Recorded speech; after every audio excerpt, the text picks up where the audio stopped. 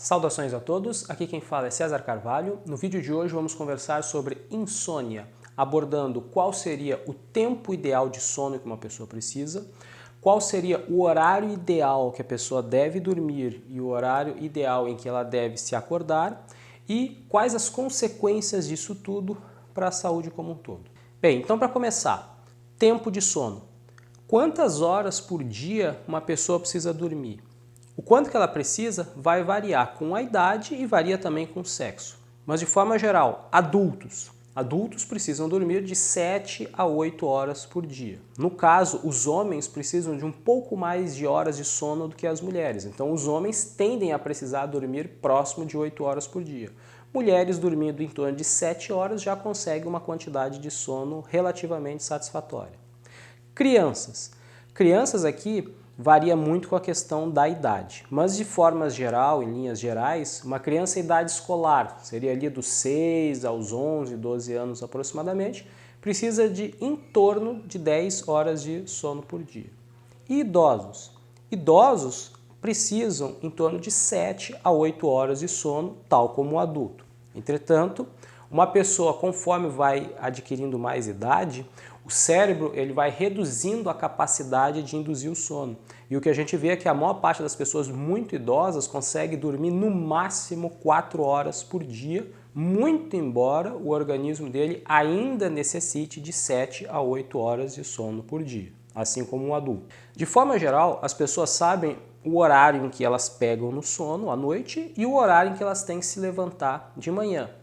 Só que o que ocorre é que é o seguinte, as horas de sono em que a gente estava se referindo antes não é do horário que tu deita na cama, o horário que tu se levanta, mas é o tempo em que de fato o teu organismo, o teu cérebro estava no estado de sono.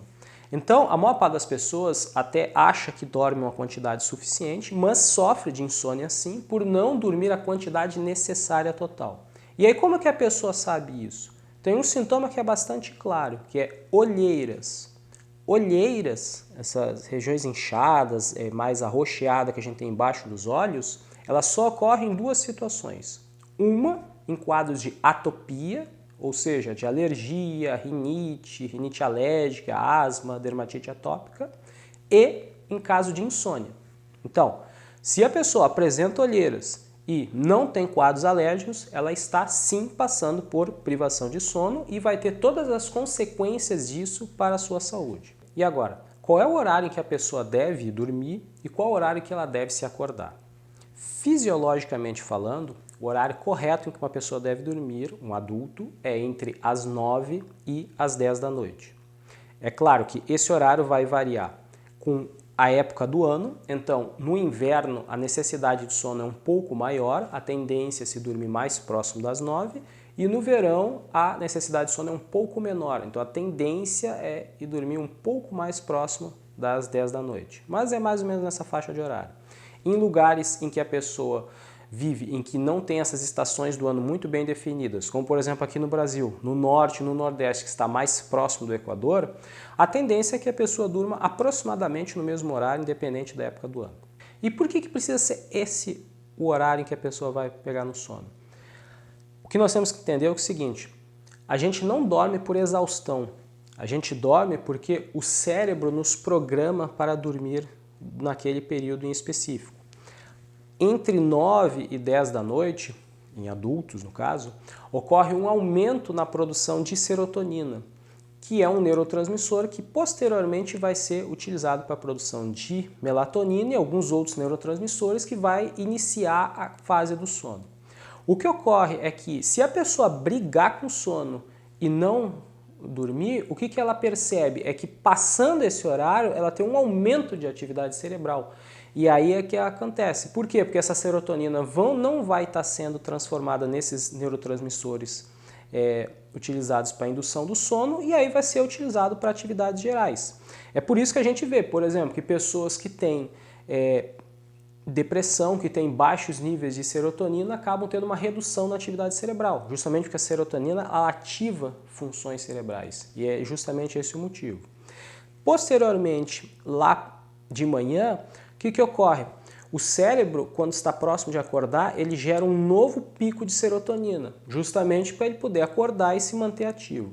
E aí o que ocorre? É aquele período em que a pessoa se acorda, que ainda está meio sonolenta, e aí o que ocorre? Se a pessoa ficar na cama um pouco mais, ela vê que ela dorme e aí agora ela dorme profundo, né? E aí passa bastante do horário que ela deveria dormir. E aí o que ocorre? Quando ela se acorda, depois de manhã, horas após o horário que de fato ela deveria ter acordado, o que ela tem é uma sensação assim meio de uma moleza, um mal-estar, uma preguiça que dura o dia todo. Claro, porque agora, ao invés dela utilizar essa serotonina para ligar o cérebro de fato e várias outras funções, o que acontece é que ela transforma aquilo em melatonina, que vai fazer com que ela tenha essa sensação de fadiga, de cansaço ao longo do dia todo.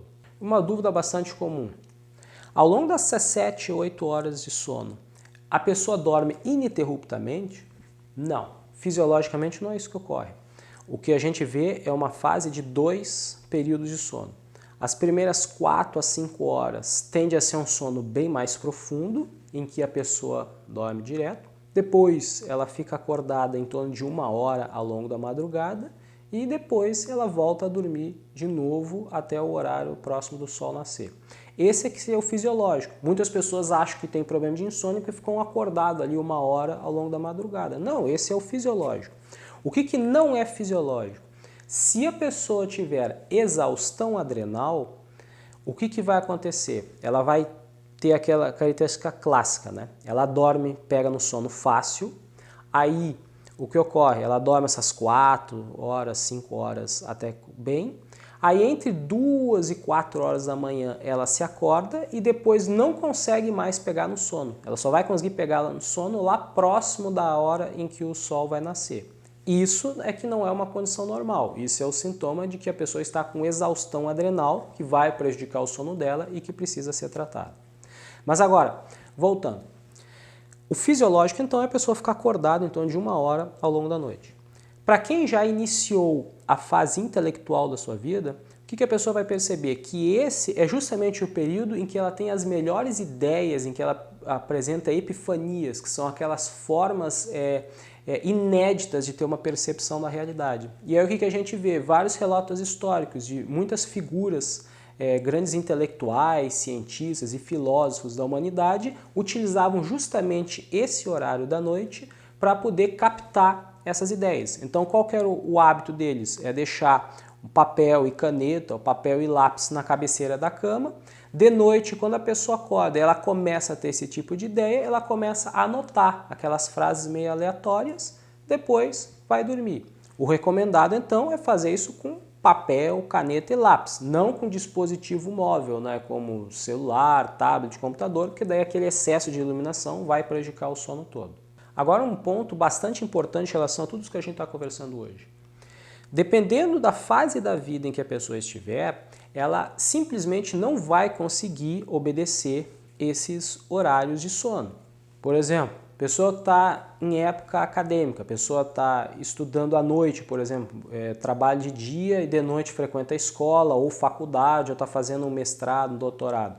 A pessoa vai ter que encontrar algum horário do dia para poder se dedicar a essas tarefas e geralmente o que a gente percebe é que a pessoa acaba tendo que usar o horário noturno. Né? Então, nesse é um período de vida que invariavelmente a pessoa não vai conseguir ter uma qualidade de sono adequada.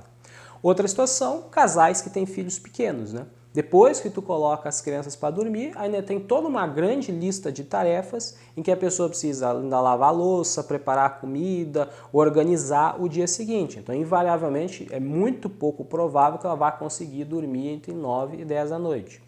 Pessoa que está num período ainda de ascensão financeira, em que ela ainda trabalha jornadas longas e que tem um tempo de deslocamento muito longo. Às vezes a pessoa ela precisa acordar muito cedo de manhã, 4 e meia da manhã, para poder pegar um ônibus, para poder ir para o trabalho, depois ela volta muito tarde do trabalho e ao longo desses anos que ela vai estar passando, ela vai ter uma redução no tempo de sono dela, invariavelmente e inevitavelmente.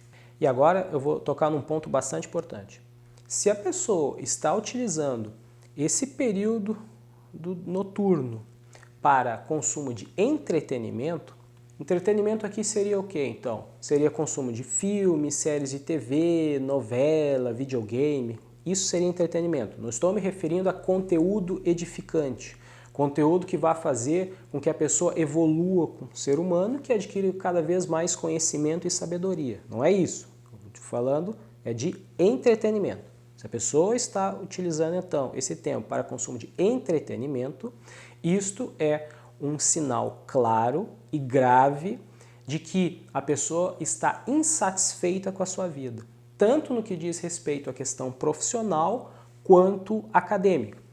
E o que ocorre? Ela está utilizando o entretenimento como um analgésico à insatisfação de não estar cumprindo com o seu propósito de vida. Privação de sono é um dos principais redutores de expectativa de vida. Uma pessoa pode viver até 20 anos menos do que ela viveria pelo fato de não ter dormido bem ao longo da vida toda. Bom, no vídeo de hoje era isso. Se tem algum ponto, algum tema do que a gente explorou ao longo desse vídeo que você queira que seja mais aprofundado, deixa aqui embaixo nos comentários. Por hoje era isso.